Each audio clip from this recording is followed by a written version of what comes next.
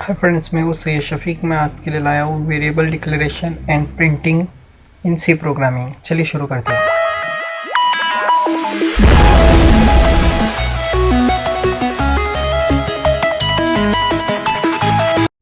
Hello friends, आज के tutorial में हम जानेंगे इंटीजर डेटा टाइप के बारे में और प्रिंटफ की मदद से उस आउटपुट को प्रेजेंट करेंगे।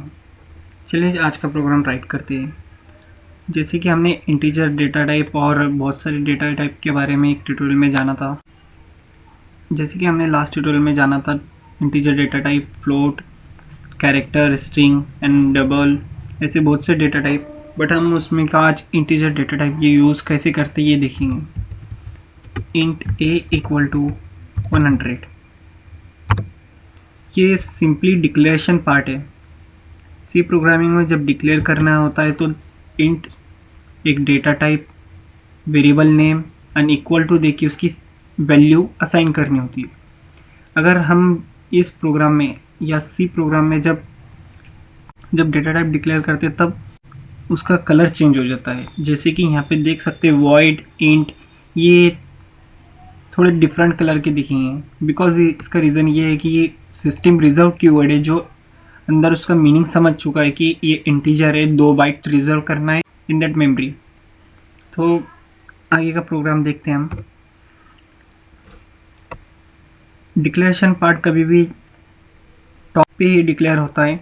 अगर आपने डिक्लेरेशन पार्ट बॉटम में अप्लाई किया है तो आपके जो प्रोग्राम है उसके नीचे जहाँ पे यूज़ हो रहा है वहाँ पे ये मिलेगा। बाकी अगर आपने डिक्लेरेशन टॉप पे किया है तो प्रोग्राम में कहीं पे भी आप यूज़ कर सकते हैं। मैंने यहाँ पे टॉप पे किया है। अब आगे का हम प्रोग्राम राइट करते हैं। ये क्लियर स्क्रीन करने के लिए यूज़ किया एक प्रिंटफ फंक्शन लेता हूँ जिससे हम उस वेरिएबल को प्रिंट करेंगे।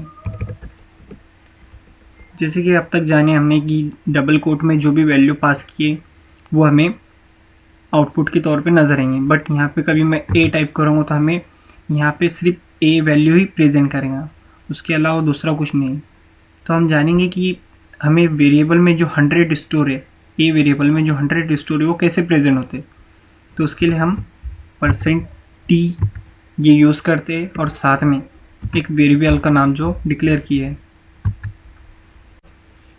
सिंपली ये वेरिएबल को आउटपुट में प्रेजेंट करने के लिए यूज़ होता है और getch की मदद से हम आउटपुट देख सकेंगे। चलिए मैं इसे कंपाइल करता हूँ।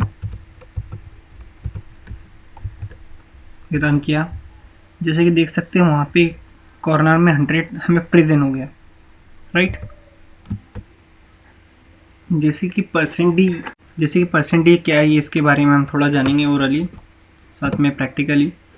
इसे कंट्रोल स्ट्रिंग कहा जाता है। जिस तरह हम सी लैंग्वेज में डिफरेंट टाइप के डेटा को स्टोर करने के लिए अलग अलग कीवर्ड का यूज़ करते हैं तो अलग अलग लिमिट की मेमोरी लोकेशन रिजर्व किया जाता है। ठीक इसी तरह अलग अलग टाइप के नामों को एक्सेस करने के लिए हम अलग अलग तरह की कंट्रोल स्ट्रिंग का यूज़ करते हैं।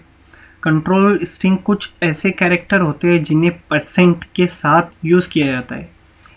एग्जाम्पल के लिए, अगर हम किसी इंटीजर वैल्यू को मेमोरी में स्टोर करते हैं तो उस इंटीजर वैल्यू को स्क्रीन पर डिस्प्ले करने के लिए हमें %d कंट्रोल स्ट्रिंग का यूज़ करना होता है। इसी तरह अगर हम कैरेक्टर को डिस्प्ले करना हो तो हम %c ये यूज़ करते हैं। विभिन्न प्रकार के डेटा टाइप के डेटा को स्क्रीन पर डिस्प्ले करने के लिए हम प्रिंटफ फंक्शन का यूज़ करते हैं। और कि कौन कौन से कंट्रोल स्ट्रिंग हम यूज़ कर सकते हैं इन सी प्रोग्रामिंग। चलिए देखते हैं। मैं यहाँ कमेंट सेक्शन में लिखता हूँ।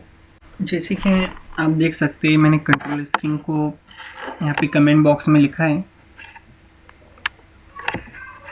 एक एक के बारे में हम जानेंगे क्या है ये। सब में फर्स्ट है %d। ये इंटीजर डेटा टाइप के नाम को डिस्प्ले करने के लिए यूज़ होता है। सेकेंड इज %c, ये होता है कैरेक्टर डेटा टाइप को डिस्प्ले करने के लिए। थर्ड है %f, ये होता है रियल नंबर डेटा टाइप को डिस्प्ले करने के लिए। ये %g, ये फ्लोटिंग पॉइंट रियल नंबर बोलते हैं। इसका मतलब ये है कि जो पॉइंट के आगे की जो भी वैल्यू रहती है उसे प्रेजेंट कराता है। जैसे 2.23, तो ये अगर हमने %g यूज़ किए तो हमें 23 ये हमें प्रेजेंट कराएगा। नेक्स्ट है %i, ये sign decimal integer data type को डिस्प्ले कराता है। %u unsigned decimal integer, %o octal integer data type को डिस्प्ले कराता है। %s ये स्ट्रिंग डेटा टाइप को डिस्प्ले कराता है। %x ये हेक्साडेसिमल डेटा टाइप को डिस्प्ले कराता है। और लास्ट में है %e, ये है रियल नंबर को डिस्प्ले, ये रियल नंबर डेटा टाइप को डिस्प्ले कराने के लिए यूज होता है जबकि संख्या का मान घातक रूप में हो। सी प्रोग्रामिंग में और भी हमें अपॉर्चुनिटी दी है कि लॉन्ग के लिए, डबल लॉन्ग के लिए ये अलग अलग %f में एक कंट्रोल स्ट्रिंग यूज़ कर सकते हैं। हमें ज़्यादातर तो program %d, %c, %f, g, s से यूज़ आने वाले हैं। तो चलिए जानते हैं हम इसके आगे का। एक ही डेटा टाइप से 2 वेरिएबल डिक्लेयर करना तो कैसे करेंगे। सिंपली बहुत से यूज़र्स ऐसे भी डिक्लेयर कर सकते हैं, जैसा मैंने आपको बताया कि डबल इंटीजर ये कीवर्ड यूज़ करना। बट अगर आप नहीं चाहते कि ऐसा लॉन्ग प्रोसेस में जाए या प्रोग्राम मेरा ज़्यादा बड़ा लगे, तो हम यहाँ पे कॉमा देके b = 200 ऐसा भी डिक्लेयर कर सकते हैं। यूज़र का मानना भी ये होता है कि अगर यहाँ पे एक बार मैं %d यूज़ करूँ और यहाँ पे कॉमा देके 2 वैल्यू पास करूँ तो मेरा आउटपुट क्या आएगा। चलिए देखते क्या आएगा एक बार कंफर्म करने के लिए। No error. देखिए क्या आ रहा आउटपुट। यहाँ पे एरर तो कुछ शो नहीं करेंगे, बट यहाँ पे जो चेक करेंगे फर्स्टली अपॉन %d, तो %d पे जो भी कॉमा के बाद पहली वैल्यू मिलेंगी उसे, तो वो प्रिंट करेगा a। तो a में हमारे यहाँ क्या स्टोर है 100, तो वो प्रिंट आउट करेंगे। अगर मैं यहाँ पे स्पेस देके यहाँ पे एक और %d प्रेजेंट करूँ तो उसके बाद हमें b की वैल्यू भी वहाँ पे दिखाई देंगी, जैसे 100, 200। यूज़र का मानना होता है कि अगर मैं सिंगल वेरिएबल ही पास करूँ तो वहाँ पे क्या आएगा।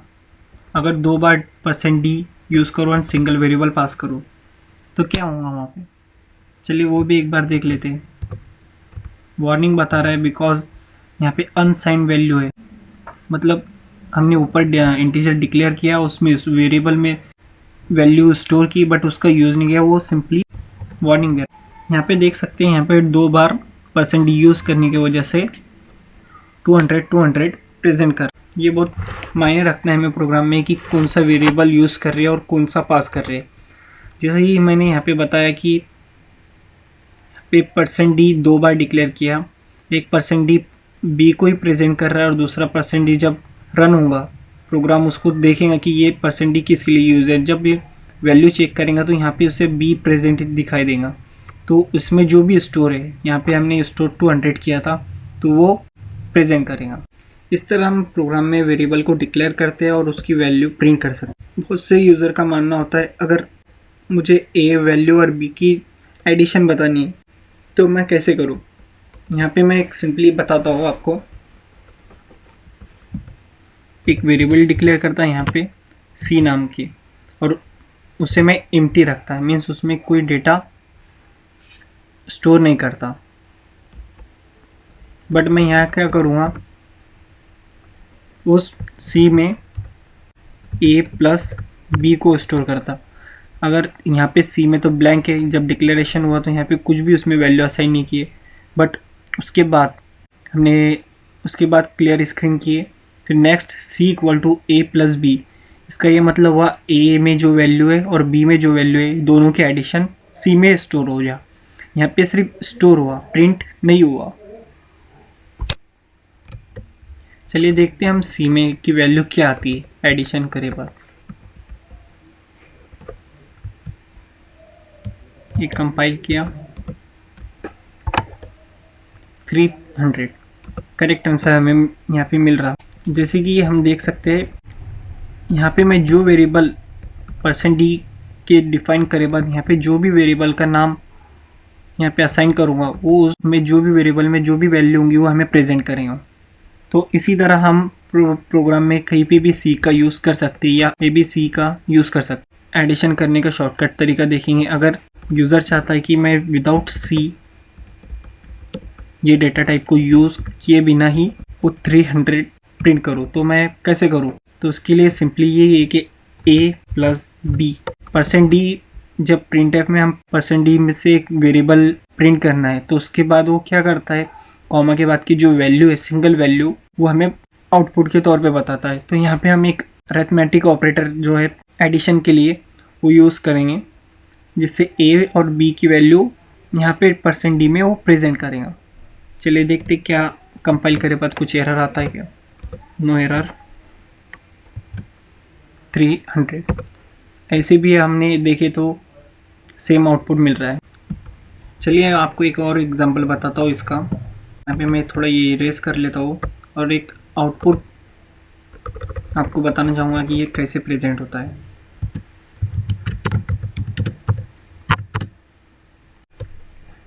अगर ऐसा सिंपल मैसेज में आउटपुट में बताना चाहता हूँ तो मुझे ये प्रिंटफ में क्या ऐसा चेंजेस करना होगा कि जो ऐसा सेम मैसेज मुझे शो करे।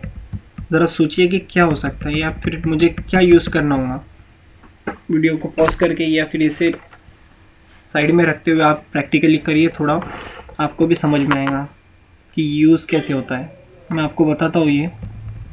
इसके लिए हम क्या करते हैं, सब में पहले तो ये प्रिंटफ के अंदर का सब इरेज करते हैं, डबल से मैसेज ट्राई करते हैं। द सम ऑफ इतना तो आप जानते होंगे कि एक मैसेज प्रिंट करने के लिए हमें ऐसा डबल कोड में लिखना ज़रूरी होता है। और फिर उसके बाद जब हमें वेरिएबल का डेटा प्रेजेंट करना होता है, प्रिंट करना होता है, हम %d यूज़ करते हैं। यहाँ पे मैं 3 बार %d यूज़ करूँगा बिकॉज हमें 3 बार ये प्रेजेंट करना है वैल्यू। मैं यहाँ पे 3 वेरिएबल पास करूँगा। फर्स्टली a के 100 है इसलिए a प्रेजेंट करूँगा, कॉमा देके b और कॉमा देके a प्लस b। इससे क्या होगा, पहले तो द सम ऑफ इतना मैसेज प्रिंट होगा, फिर %d पे आएगा, फिर उसके बाद वो चेक करेंगे कि सब में पहले %d ये यूज़ है तो इसके लिए कौन सा वेरिएबल यहाँ पे डिफाइन है। यहाँ पे चेक करेंगे a, तो यहाँ पे a की जो भी वैल्यू है ऊपर डिक्लेयर करी हुई 100 तो ये यहाँ पे स्टोर हो जाएगा। फिर एंड मैसेज प्रिंट करेगा, फिर उसके बाद ये देखेगा कि %d, तो फिर वह फिर से कॉमा के बाद की वैल्यू जाएंगी, ये तो यूज कर चुके हैं तो ये इग्नोर करेगा। फिर b की वैल्यू देखेगा, ये यहाँ पे %d से ये b में स्टोर करेगा। यहाँ पे b में जो भी वैल्यू स्टोर है मीन्स 200 तो यहाँ पे 200 ये प्रेजेंट करेगा। फिर इज ये मैसेज प्रिंट करेगा, फिर लास्ट में %d पे चेक करेंगे कि वो कौन सा वेरिएबल है, तो वहाँ पे हमने दिया है a प्लस b, तो इसका मतलब ये होगा कि जैसे the sum of 100 and 200 is 300। Output दिखाई देना चाहिए। चलिए देखते हैं क्या आउटपुट मिलता है। देखिए the sum of 100 200 is 300, right. ऐसे सिंपली तरीके से हम बहुत सारे प्रोग्राम कर सकते हैं और उसमें इंटरचेंज कर सकते हैं। आप सोच रहे होंगे कि अगर मैं a और b की वैल्यू कभी आगे पीछे भी दिया होता, ऐसे ही 100 पहले आए होते हैं फिर 200 पहले आए होते, ऐसा माइंड में होता है। बट ऐसा कुछ नहीं, जो पहले वेरिएबल डिक्लेयर होता है वो %d पहले असाइन कर लेता है, फिर बाद में हमें रिजल्ट तो सेम वही मिलने वाला है 300, बट उनके बीच में का जो डिफरेंट है वो आपको समझ में आ जाएगा।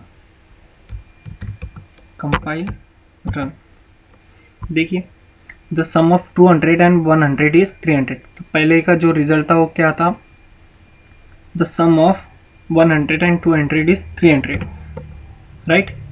आपको अगर अभी भी नहीं समझ में आया होगा तो मैं एक क्लियर फंक्शन ये निकाल लेता हूँ जिससे हमें लास्ट का आउटपुट और अभी का आउटपुट मिले। देखिए अब आपको इजीली समझ में आ जाएगा कि अगर वेरिएबल में कभी हम थोड़ा आगे पीछे चेंज करने से कितना डिफरेंट हो सकता है आंसर में।